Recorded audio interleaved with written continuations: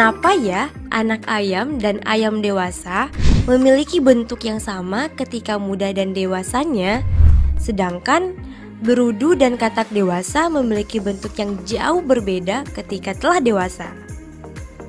Yuk kita saksikan bersama penjelasan narasumber berikut. Halo Sobat X-Science, jumpa lagi bersama Kak Herman dalam program kesayangan kita, X-Science, Eksplorasi Sains. Adik-adik, kakak mau bertanya, siapa yang di rumahnya punya hewan peliharaan? Kucing, burung, atau jangkrik? Ada yang tahu jangkrik tidak? Nah adik-adik, semua makhluk hidup yang ada di bumi ini memiliki daur hidup atau siklus hidup, termasuk hewan-hewan tadi. Ada yang sudah tahu belum siklus hidup itu apa? Siklus hidup itu adalah serangkaian bentuk perubahan yang mengacu pada perkembangan suatu organisme. Sejak dia lahir, berkembang jadi dewasa, berkembang biak, bahkan berujung pada kematian. Nah, yang sekarang akan kita pelajari adalah siklus hidup makhluk hidup dari hewan. Ternyata ada berbeda-beda loh. Yaitu ada yang bermetamorfosis dan ada yang tidak bermetamorfosis. Apa sih bedanya? Yuk kita pelajari. Yang pertama, kakak akan coba jelaskan siklus hidup hewan yang tidak mengalami metamorfosis. Daur hidup hewan tanpa metamorfosis adalah daur hidup hewan yang diawali dari lahir atau menetas, terus berkembang menjadi anak hingga dewasa, bentuknya sama, tidak ada yang berubah. Hewan hanya mengalami perubahan ukurannya saja. Dia tidak mengalami perubahan bentuk. Contohnya, kucing,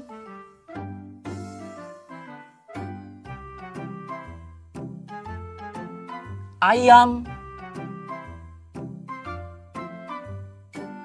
atau jangkrik. Semuanya tidak mengalami perubahan bentuk, hanya ukurannya saja yang berubah. Adik-adik, siklus hidup hewan yang kedua adalah hewan yang mengalami metamorfosis. Artinya, mengalami perubahan bentuk. Ternyata adik-adik, metamorfosis ini dibagi menjadi dua bagian. Ayo, siapa yang tahu? Iya betul, metamorfosis sempurna dan metamorfosis tidak sempurna. Kira-kira apa ya bedanya? Apa? Iya, ternyata metamorfosis sempurna itu adalah perubahan bentuk hewan yang dimulai dari fase telur, larva, pupa, terus dewasa. Contoh hewan yang mengalami metamorfosis sempurna, kakak mau bertanya sama adik-adik. Siapa yang bisa? Ya? Kupu-kupu, betul sekali. Kira-kira perubahannya bagaimana? Telur, terus larva atau bentuknya udah jadi ulat, terus kepompong. Dari kepompong berubah jadi kupu-kupu, betul sekali. Ada yang lain tidak? Iya betul, katak atau kodok gitu ya. Yang lainnya? Betul sekali, nyamuk. Nyamuk yang setiap hari biasanya menghisap darah kita ya. Itu adalah contoh hewan yang mengalami metamorfosis sempurna. Nah sekarang yang kedua, hewan yang mengalami metamorfosis tapi tidak sempurna. Apa sih bedanya? Mengalami perubahan bentuk, tapi tidak sempurna. Di mana ya bedanya? Metamorfosis tidak sempurna itu adalah perkembangan hewan yang mengalami perubahan bentuk, tapi tidak mengalami fase pupa atau kepompong. Jadi dari telur, nimfa, terus hewan dewasa. Nimfa, ada yang tahu tidak nimfa itu apa? Nimfa itu adalah hewan kecil atau hewan muda. Bedanya dengan hewan dewasa apa? Nah, paling mudah untuk membedakan antara hewan muda dengan hewan dewasa adalah lihat ada atau tidak adanya sayap. Jadi, perubahan bentuk metamorfosis tidak sempurna adalah telur, nimfa, dewasa. Contohnya, yang pertama adalah jangkrik. Jangkrik tidak mengalami fase pupa. Terus kecoa. Dan satu lagi kakak kasih contoh adalah belalang. Jadi, begitulah proses siklus hidup hewan yang ada di bumi ini. Selama siklus hidup ini tetap berjalan, maka tingkat keberlangsungan suatu organisme tidak akan pernah punah loh adik-adik. Paham kan adik-adik? Saatnya kita bernalar. Yuk, mari kita bernalar ya. Saatnya Sobat Exchange menjawab pertanyaan nalaria berikut. Perhatikan beberapa siklus hidup hewan di bawah ini. Siklus hidup manakah yang mengalami metamorfosis sempurna?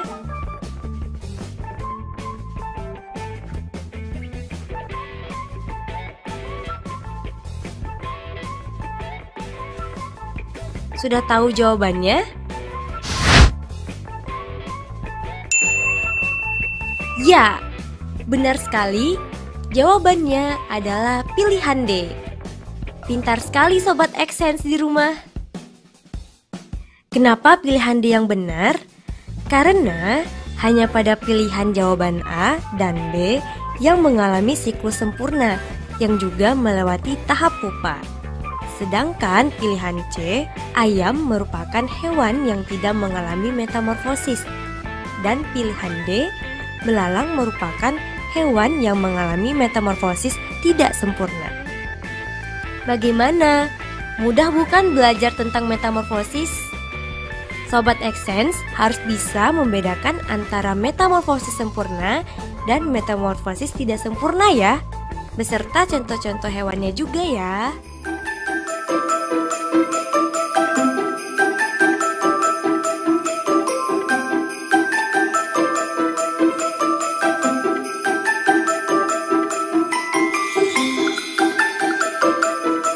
Hai teman pintar, hari ini Ipo, Lula, dan Bol berlibur ke kampung halaman Nenek Oce. Kira-kira gimana tingkah dan keseruan mereka ya?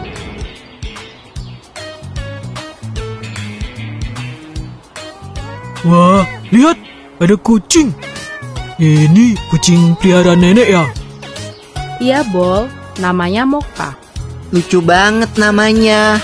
Hai Moka. Lihat deh, ada anak-anak kucingnya juga. Lucu-lucu ya? Iya ya, mirip banget lagi sama ibunya. Iya, Bol. Namanya juga anaknya. Tapi jangan salah loh. Ada hewan yang induk dan anaknya sangat berbeda bentuk tubuhnya. Contohnya, katak. Aku tahu. Itu yang namanya metamorfosis kan? Iya, bener banget, Bol. Metamorfosis adalah daur hidup hewan yang mengalami perubahan bentuk. Jenis hewan yang umumnya mengalami fase metamorfosis ini adalah golongan amfibia dan serangga. Namun, tidak semua hewan mengalami fase metamorfosis. Sebagian besar hewan seperti golongan mamalia, unggas, reptilia, dan ikan tidak mengalami perubahan bentuk selama fase pertumbuhannya, atau disebut dengan ametamorfosis. Tapi, mengalami metamorfosis atau enggak, setiap makhluk hidup akan mengalami fase pertumbuhan dari lahir. Lalu, bertumbuh dewasa dan kembali menghasilkan keturunan. Fase pertumbuhan berulang-ulang yang dilalui makhluk hidup dinamakan daur hidup. Lula, Pipo, Bol, kalian lagi ngapain? Ayo sini. Wah, iya. Oke, Nek.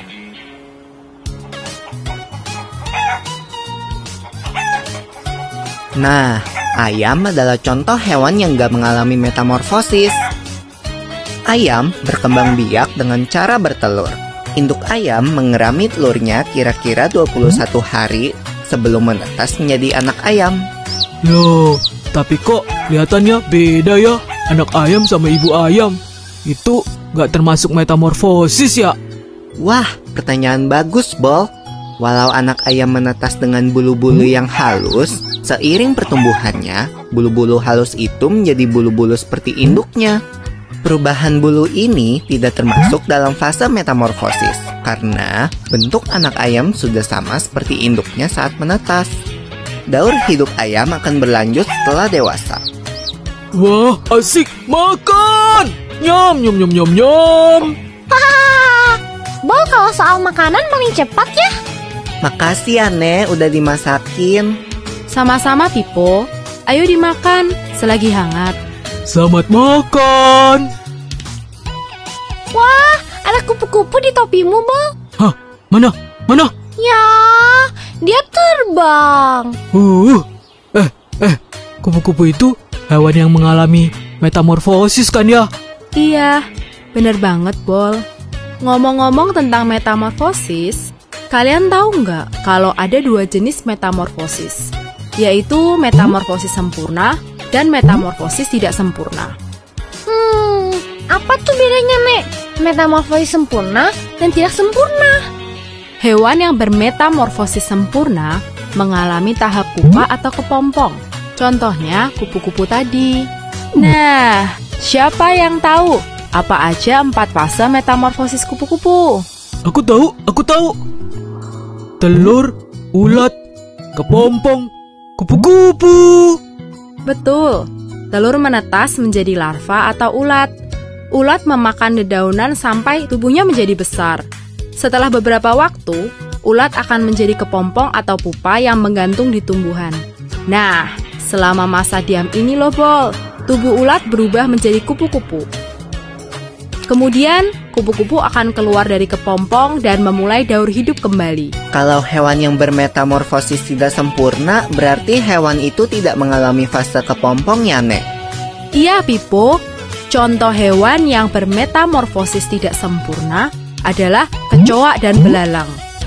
Aku ingat satu hewan lagi yang mengalami metamorfosis, katak. Oh iya, Daur hidup katak dimulai dari telur yang berada di air. Telur menetas menjadi kecebong atau berudu. Kecebong hidup dan tumbuh di dalam air serta bernafas menggunakan insang.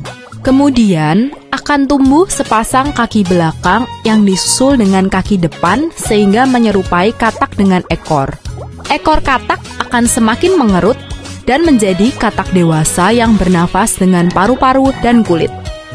wow, ternyata banyak ya hewan di sekitar kita yang mengalami metamorfosis. Keren banget. Iya. Loh, kok ayam kita udah tinggal dikit? Hehehe, maaf ya teman-teman, habisnya aku lapar. Hahaha. Nggak apa-apa, Bol. Ayo, semua makan yang banyak. Nanti nenek masakin lagi buat kalian. Yeay, asik. Asik. Kalau gitu, aku makan lagi ya ayamnya. Nyum nyum nyum nyum. Enak.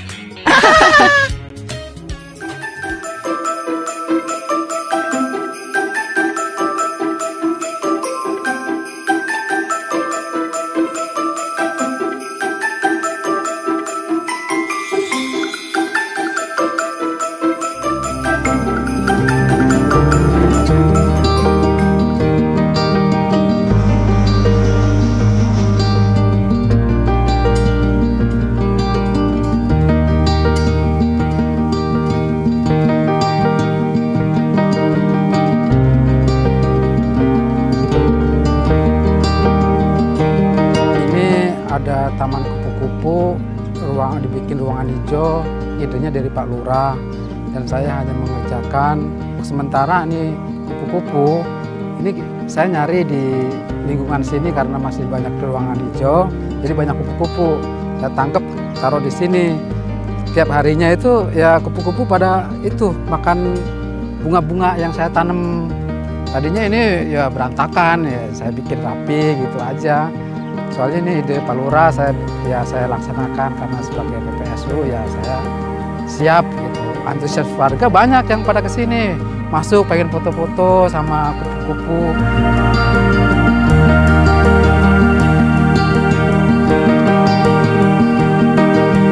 Kurang lebih bangsa 10 lah, 10 jenis kupu-kupu. Cuman jenisnya nggak tahu soalnya. Untuk umur kupu-kupu tuh kayaknya kurang lebih 1 bulan. Makanya kadang-kadang ada yang mati, ada yang apa. Tadinya mah banyak banget tadinya. Saya nyari udah dapet banyak banget. Cuman tahu tuh ada yang mati, ada yang apa gitu.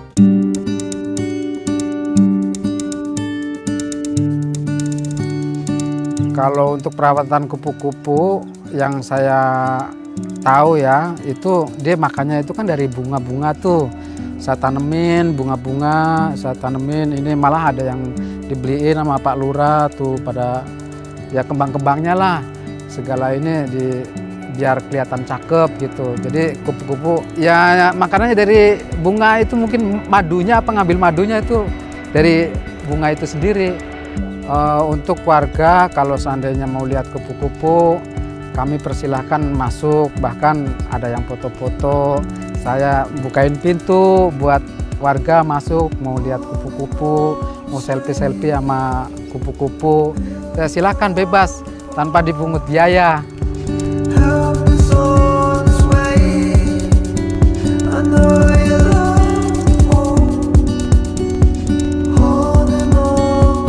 Orang budidaya kupu-kupu sangat mengapresiasi. Karena apa? Di Kelurahan Cipinang Melayu itu sangat jarang akses seperti ini ya. Apalagi sekarang budidaya, namanya budidaya kupu-kupu memang belum ada. Nah, dengan idenya Pak Lurah, saya sebagai warga sangat merespon banget, sangat mengapresiasi, sangat bangga dan sangat senang dengan idenya. Karena apa? Membangkitkan gairah warga dengan nuansa seperti ini. Apalagi kondisi di Kelurahan Cipinang Melayu itu ya udah padat penduduk. Dengan adanya ini seakan-akan potensi besar ini buat warga Cipinang Melayu.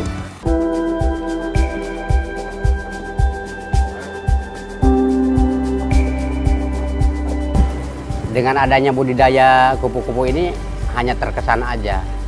Terkesan dengan lingkungan dan nuansa kampung.